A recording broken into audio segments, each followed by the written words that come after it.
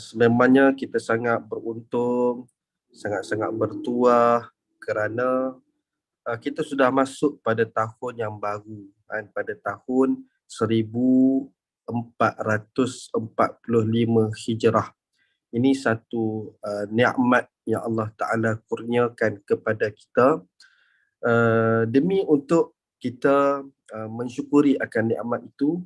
Marilah sama-sama kita mengambil faedah serta manfaat daripada nikmat kehidupan ini untuk kita berinteraksi dengan Al-Quran, bersahabat dengan Al-Quran. Jadi insya-Allah pada pertemuan kali ini kita akan tadabbur pada surah Al-Mulk ayat ke-23 insya-Allah.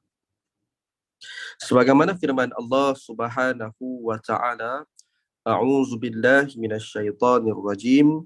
Qul huwallazi ansha'akum wa ja'ala lakumus sam'a wal absara wal af'idah qalilan ma tashkurun. Sadaqallahul azim. Maksudnya, katakanlah, dialah yang menciptakan kamu dan menjadikan bagi kamu pendengaran, penglihatan dan hati. Tetapi amat sedikit kamu bersyukur. Muslimin muslimat yang dirahmati Allah, lagi dikasihi Nabi SAW. Alhamdulillah kita sudah masuk pada fasa-fasa akhir tadabbur surah Al-Mulk. Kenapa saya kata macam tu? Okey, ambil perhatiannya. Di penghujung ataupun di penghujung lah fasa akhir surah Al-Mulk ni ditutup dengan 6 kul. Selalu kita dengar 3 kul, 4 kul. Dalam surah Al-Mulk ni ada 6 kul.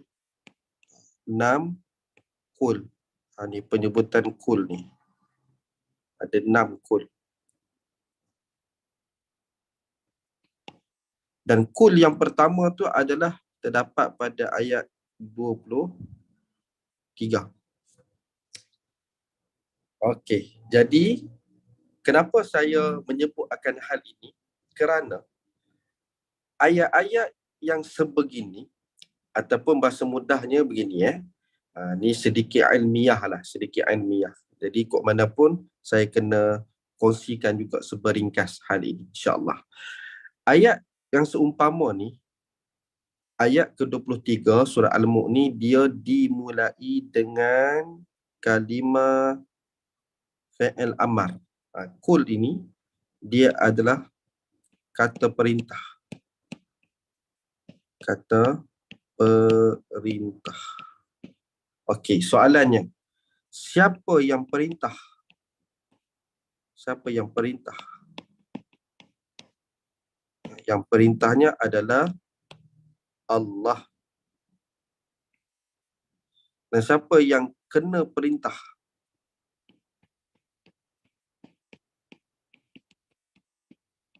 Yang kena perintah pada ayat ini ialah merujuk kepada Nabi Muhammad sallallahu alaihi wasallam. Okey.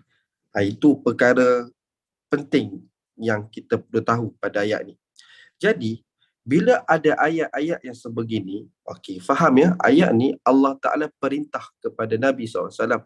Katakanlah, kalau siapa-siapa ada Quran terjemahan, kan, cuba tengok, kadang-kadang ada setengah penterjemahan, dia akan letakkan dalam kurungan. Katakanlah, wahai Muhammad. Katakanlah, wahai Muhammad. Memang ayat ni, ayat yang Allah Subhanahu Wa Taala suruh apa? Berkata. Bila sebut berkata, bercakap, dia perlu dilafazkan, perlu disampaikan, perlu ada orang yang mendengar perkara tersebut. Dia beza dengan benda yang disebut dalam hati. Bila disebut dalam hati, orang lain tak tahu. Jadi apa faedah ayat ni? Faedah ayat ni sememangnya Allah Ta'ala memang nak suruh Nabi sampaikan kepada orang-orang Arab Quraisy yang degil, yang tak sedar diri, yang angkuh, sombong. Maksud kata apa? Allah nak Nabi sampaikan juga benda ni walaupun mereka enggan untuk menerima Al-Quran. Enggan untuk mendengar apa yang Nabi sampaikan. Jadi, ayat ni ayat yang sangat-sangat penting. Sebab apa? Sebab Allah suruh sampaikan. Dan perkataan kul itu memberi satu kesan kepada kita bila kita memahami pada konteks ayat. Nanti saya akan kongsikan pada penutup tadabbur pada kali ini, insya-Allah. Baik, jelas ya. Nanti cuba kira ya, daripada ayat 23 ni sampai ayat 30 berapa kali jumpa kul. Setidak-tidaknya ada 6 kali. Boleh tengok ni ya. Permulaan ayat tu dimulai dengan kalimah kul. Okey, itu poin pertama yang saya nak kongsikan. Okey. Yang kedua, kita nak cuba fahami pada konteks ayat ni, bila Allah Ta'ala perintahkan, apa benda yang Allah nak suruh Nabi sampaikan? Apa benda? Okey, dekat sini cuba tengok Bermula daripada perkataan ini, huwallazi ansha'akum. Okey, huwallazi ansha'akum. Ini poin yang pertama. Allah Ta'ala nak suruh Nabi Haba ataupun Nabi bagi tahu benda ni. Allah yang menciptakan kamu. Kamu tu siapa? Orang-orang kafir ni. Itu secara khususnya. Secara umum semua manusia. Kemudian wa ja'ala lakumus sam'a wal absara wal afidata. Okey. Daripada sini wa tu dia punya kata penghubung dia, kata penyambung. Mana kata bukan ini saja, ada lagi. Yang keduanya Allah suruh Nabi bagi tahu apa? Dia juga ja'ala, dia yang menciptakan kamu semua ataupun yang menjadikan bagi kamu ni adanya apa? Pendengaran, adanya penglihatan, adanya hati. Okey, sampai sini. Okey. Dan penutup ayat, ini peringatan daripada Allah. Allah kata apa? Qalilan ma tashkurun. Realitinya sangat sedikit manusia-manusia yang bersyukur. Bersyukur pasal apa? Okey, lihat. Pada ayat ini, secara ringkasnya, pertama sekali Allah Subhanahu Wa Taala nak mengingatkan kita adanya kita di atas muka bumi ini bukan secara tiba-tiba. Ataupun kalau nak lebih dekat lagi dengan kita ni, mak ayah kita yang sekarang ni, mak ayah kita lah ni, yang melahirkan kita ni, mereka berkenal, bertemu bukan secara tiba-tiba. Nak bagi mudah faham ni.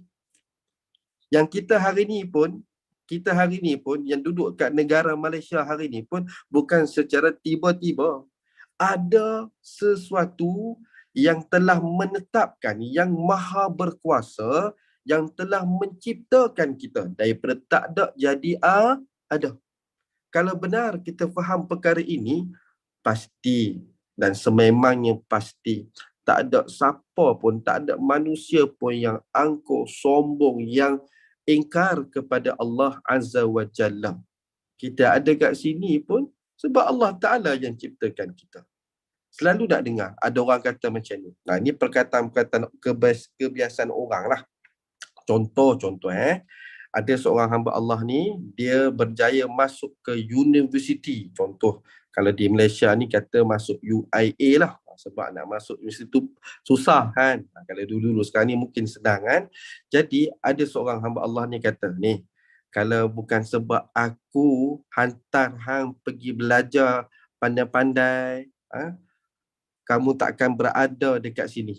Selalu tak kita dengar ungkapan-ungkapan macam tu. Kalaulah aku, itu sebenarnya perkataan tu tak boleh sebenarnya, tapi saya nak beri kita nampak bagaimana ada setengah orang dia tak sedar diri. Jadi kadang-kadang perkataan macam tu bertujuan untuk orang tu sedar diri dia, supaya dia pertama sekali dia kenang balik bantuan orang. Kemudian dia sedar diri balik dia tu siapa. Kalau bukan susah payah mak ayah dia membesarkan dia, bagi duit, hantar ke tempat pengajar yang elok-elok jadi orang dan sebagainya. Ini baru sesama manusia. Sudah pasti orang yang diperingatkan dengan ucapan sedemikian, dia akan rasa apa? Bersyukur. Dia akan rasa berterima kasih. Dia akan rasa sayang kepada orang yang telah berbuat baik dengan dia. Sekarang ni pelik dah.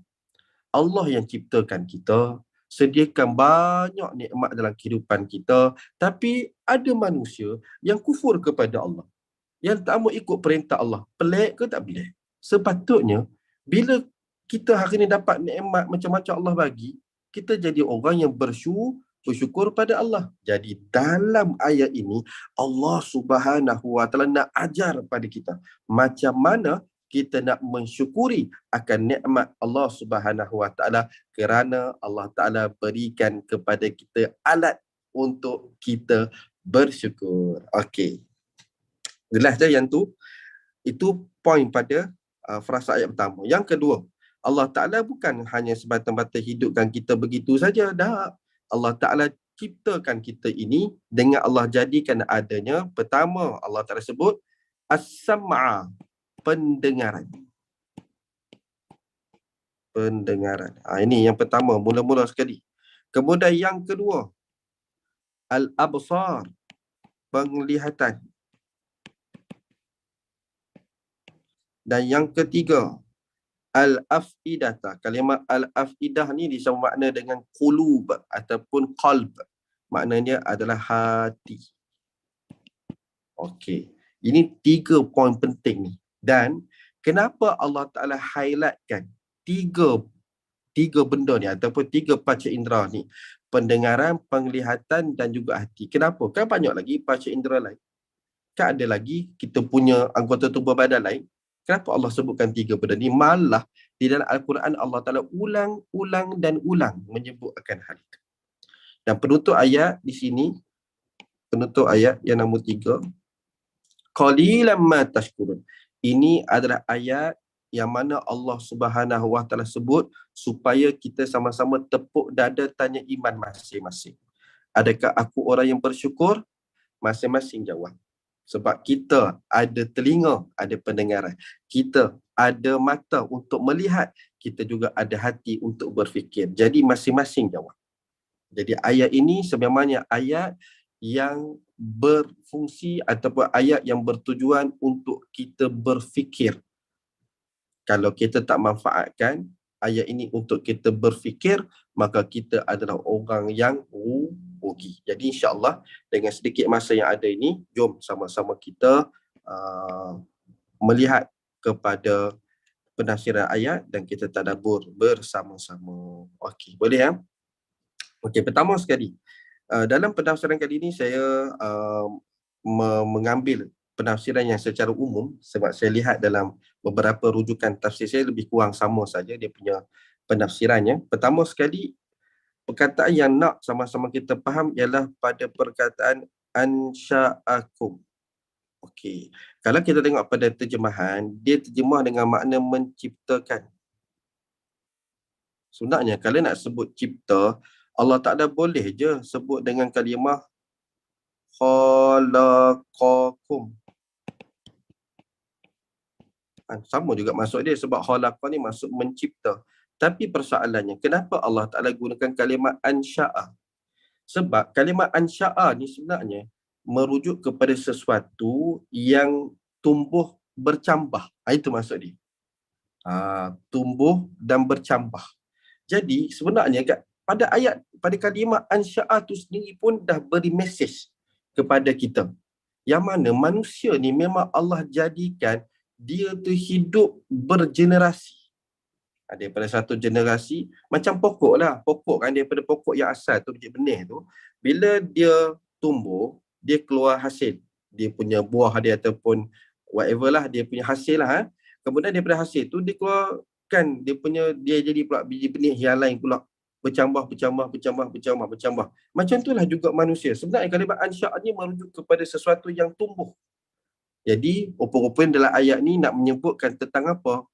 Inilah dia hikmah penciptaan manusia. Allah Ta'ala suruh kita fikir. Masya Allah. Kita hari ni jadi bukan keluar daripada bulu betung. Tak ada siapa pun keluar daripada bulu betung. Jadi sebab tu kalau kita tengok kat bawah ni, saya ada kongsikan ayat 14 surah Al-Mu'minun. Allah Ta'ala berfirman, A'udzubillahi minasyaitonirrajim. Thumma khalaqna an-nutfata 'alaqatan fa khalaqna al-'alaqata mudghatan fa khalaqna al-mudghata 'idhaman fa kasawna al-'idhama lahma thumma ansha'nahu khalqan akhar fatabarakallahu ahsanul khaliqin. Okey, cuba tengok Jangan tengok lagi terjemahan. Tengok dulu perkataan yang Allah Ta'ala guna. Ini sangat menarik. Tengok, kat sini Allah Ta'ala sebut, Thumma khalaqna. Nampak tak? Nutfata alaqatan. Ni dulu. Khalaqna nutfatan alaqatan. Baik, maksud dia, kemudian air mani itu kami jadikan ataupun ciptakan segumpal darah. Kemudian, tengok pada kalimah Arab ni Fa khalaqna alaqata mudaghatan. 1, 2. Kemudian segumpal darah tadi ni alaqah itu kami jadikan segumpal daging. Kemudian lagi Allah Taala sebut fa khalaqnal mudaghata 'idhaman. Ni. Fa kasawna al-'idhama lahma. Okey, sampai sini Maksudnya segumpal daging itu kami jadikan tulang belulang, lalu tulang belulang itu kami bungkus dengan daging. Kemudian summa. Ni tengok perkataan ni. Ansha'nahu. Masya Allah. Tengok ni. Allah gunakan kalimah ansha'nahu khalqan akhar. Baik, saya nak ringkaskan supaya kita sama-sama faham kat sini. Nombor 1, nombor 2, nombor 3. Tengok Allah Ta'ala gunakan lafaz apa? Khalaqa. Kenapa? Dekat sini Allah Ta'ala nak tunjukkan kekuasaan Allah. Pada pembentukan janin di dalam rahim ibu itu, tidak ada siapa pun yang boleh mengubahnya. Sebab tu bila Allah Ta'ala gunakan kalimah khalaqa, maksudnya apa? Bila mencipta ni, hanya siapa yang boleh? Hanya Allah Ta'ala saja yang mampu untuk buat benda tu. Allah gunakan kalimah khalaqa. Kemudian bila Allah Ta'ala sebut summa ansha'nahu khalqan akhar, dekat sini sebenarnya ialah merujuk kepada bayi tu. Kenapa Allah Ta'ala gunakan ansha'na? Kerana bayi yang tadi tu, yang nanti bila dia lahir, nanti dia membesar, kemudian dia akan bertemu pasangan dia, dia berkahwin, dapat anak. Daripada situ dia akan bercambah lagi, bercambah. Lihat penggunaan lafaz. Di dalam Al-Quran ini Allah Ta'ala beri mesej kepada kita. Yang manusia ini makhluk yang berkembang biak. Tapi sebelum nak berkembang biak itu, Allah Ta'ala gunakan, Allah Ta'ala tunjukkan kepada kita kekuasaan dia. Tak ada siapa pun yang mampu untuk halang. Sebab itu ada orang yang bila dia mengandung keguguran.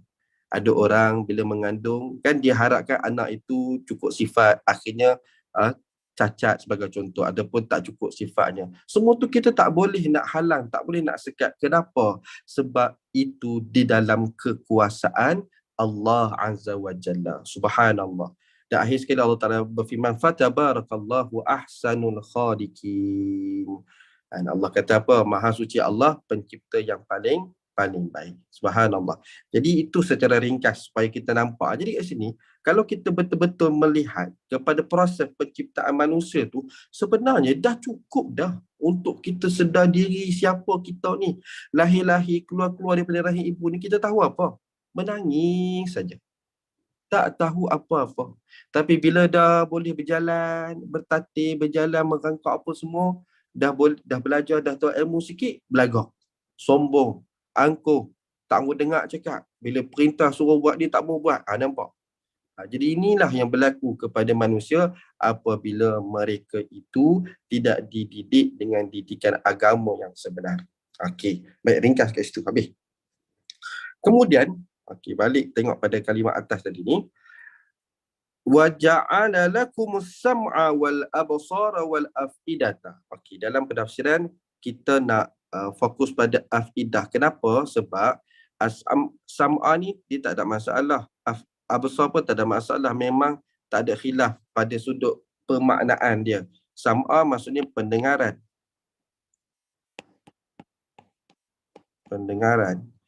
Absar penglihatan.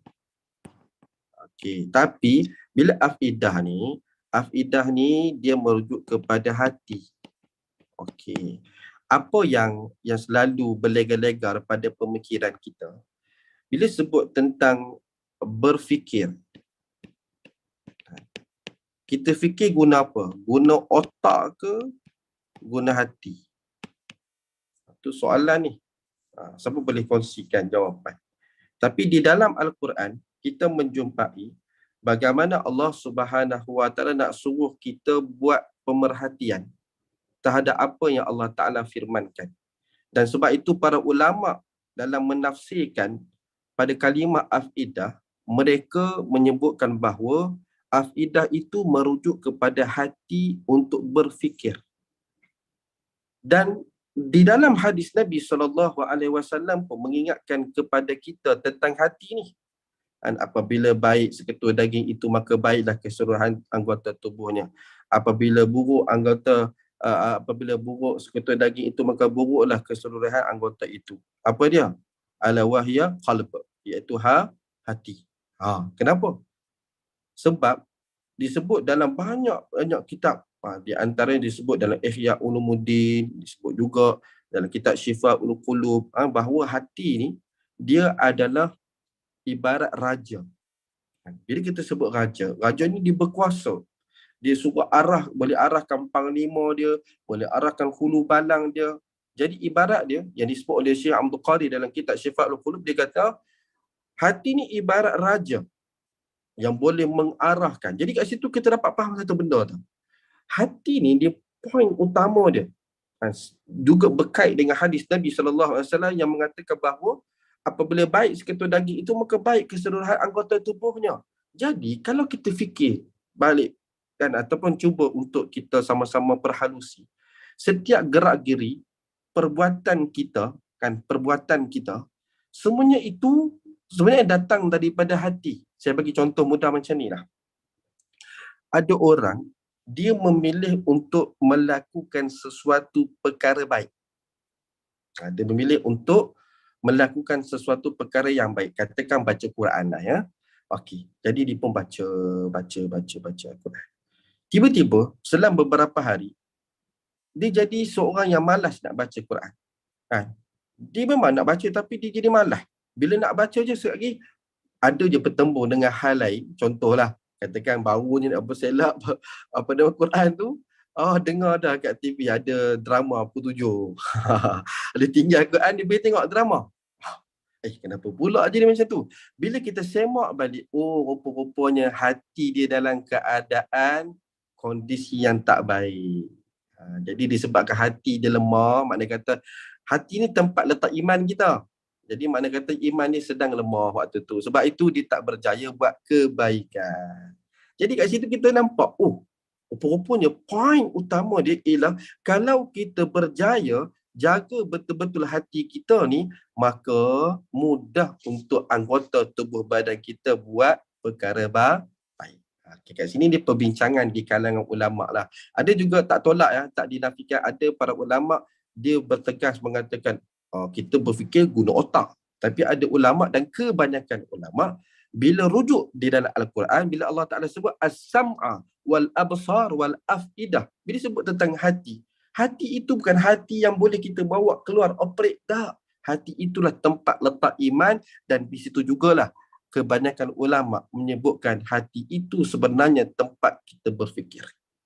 Sama-samalah kita kaji yang tu. Ini assignment dah ya. Kalau boleh pergi buat kajian. Saya pun banyak kali dah tadabbur mengenai hal ini, dan saya memilih untuk memahami kalimah afidah itu hati untuk berfikir. Berdasarkan penafsiran ini juga. Okey. Akhir sekali, pada penyebutan lafaz ataupun kalimah qalilan ma tashkurun, pada ayat ni Allah kata apa? Qalil ni maksudnya sangat-sangat sikit. Qalil itu maksudnya sangat sikit. Sikit sangat. Apa dia? Orang yang bersyukur. Kenapa?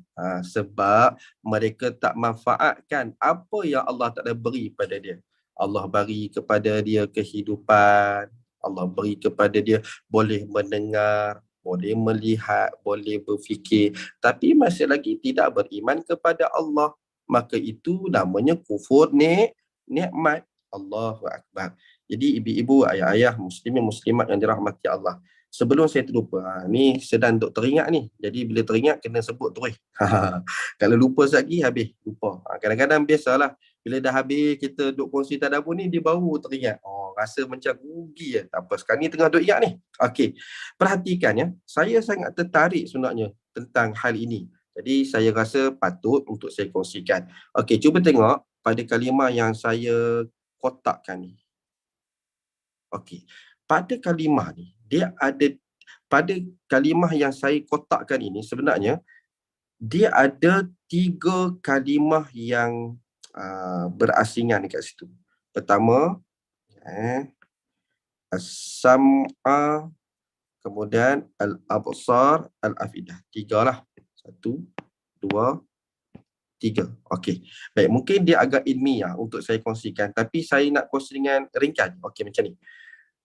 Kalimah as-sam'a ni, dia datang kalimah ni dalam bentuk mufrad. Mufradun. Mufrad ni maksudnya kata tunggal. Kalau bahasa orang putih kata apa? Singular. Bukan singular kan? Singular. Betul ya sebutan saya. Kalau salah pronoun tu minta maaf. Okey. Manakala yang nombor 2 dan 3 ni dalam bentuk jamak. Dalam bentuk jamak ataupun plural. Tiba-tiba dia timbul persoalan kat situ.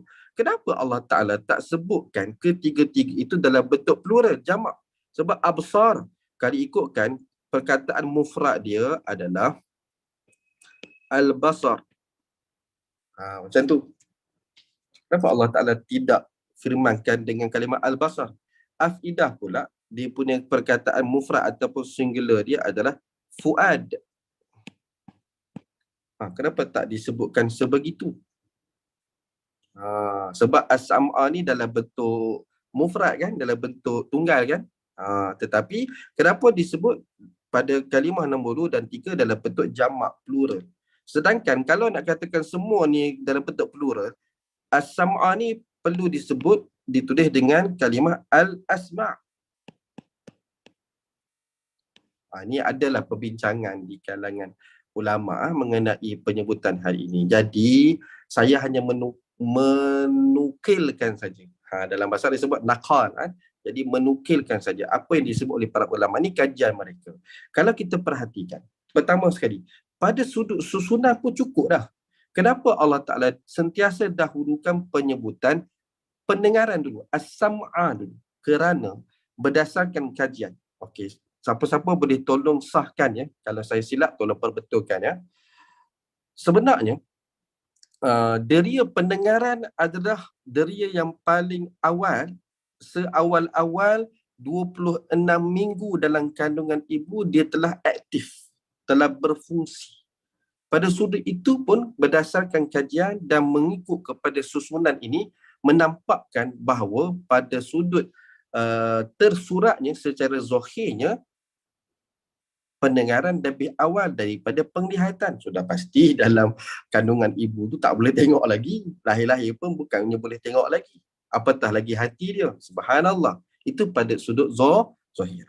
Kemudian pada sudut tersiratnya pula, muslimin, muslimat yang dirahmati Allah. Ini sangat menarik bila mana kita cuba buat sedikit kajian ataupun kita cuba untuk berfikir, cuba renung. Kenapa ya Allah Ta'ala gunakan kalimah mufrad pada kalimah as-sam'a ni? Mesti ada sebab. Takkanlah saja-saja. Okey, ringkasnya macam ni.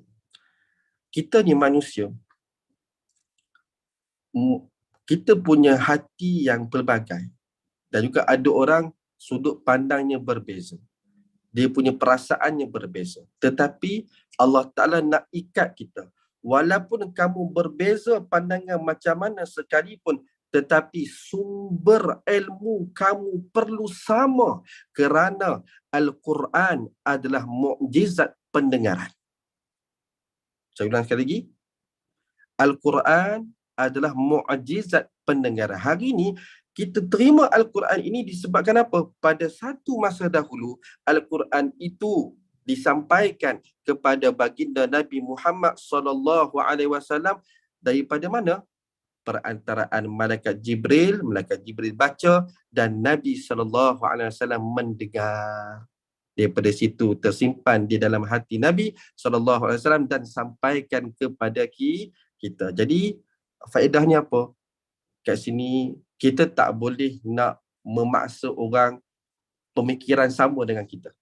Tetapi apa yang penting Allah Ta'ala nak ingatkan kepada kita, manusia ni hati macam-macam, ada perangai macam-macam, tetapi kok mana pun sumber kamu, ilmu kamu perlu sama, perlu datang daripada apa yang Allah sampaikan kepada Nabi Muhammad SAW, iaitu Al-Quran dan juga As-Sunnah. Maka ini adalah pemahaman secara tersirat. Wallahu a'lam. Barangkali di luar sana ada lagi pendapat pandangan yang berbeza yang lebih baik daripada saya, tapi ini sedikit pandangan yang mungkin boleh berikan sedikit pencerahan.